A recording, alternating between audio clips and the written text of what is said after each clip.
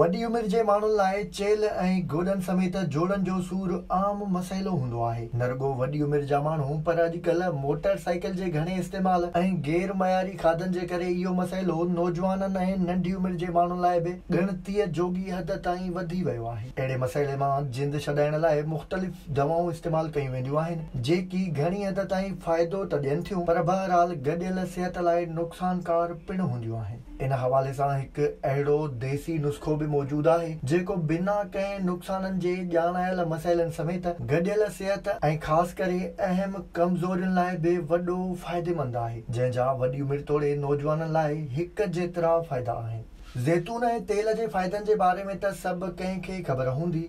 इहे उहे ॿ नायाब शयूं आहिनि जंहिंजो ज़िक्र क़ुरान पाक में बि थियलु आहे। जेकॾहिं ज़ैतून जो तेल ऐं इंजीर लगातार इस्तेमालु कजे त इहो चेल ऐं गोॾनि समेत सभिनी जोड़नि जे सूरनि ऐं कमज़ोरियुनि जो ख़ात्मो करे सघे थो। इन लाइ राति जो ज़ैतून जे तेल जे 2 खां 3 चमचनि में 3 या 4 इंजीर भञी पुसाए रखजनि ऐं सुबुह जो अॻु में इंजीर सही नमूने चॿारे खाइण खां पोइ इहो तेल बि पीतो वञे त जोड़नि जे सूर ऐं कब्ज़ी समेत ॿियूं कमज़ोरियूं ख़तम थी वेंदियूं। न रुॻो एतिरो पर इहो अमल माण्हूअ जी गॾियल सिहत लाइ बि वॾो फ़ाइदेमंद आहे। इहो को वॾी महिनत ऐं ॻरनि ख़र्चनि वारो अमल न आहे। उन करे जोड़नि जे सूर ऐं कमज़ोरियुनि जो शिकार माण्हू इन खे पंहिंजी ज़िंदगीअ जो हिसो बणाए मुख़्तलिफ़ महरूमियुनि खां बची सघनि था। इन सां गॾु इहो नुस्ख़ो उहे माण्हू बि इस्तेमालु करे सघनि था जिन खे कंहिं बि क़िस्म जी कमज़ोरी नाहे ऐं न ई उहे चेल ऐं ॿियनि जोड़नि जे सूर जो शिकार आहिनि।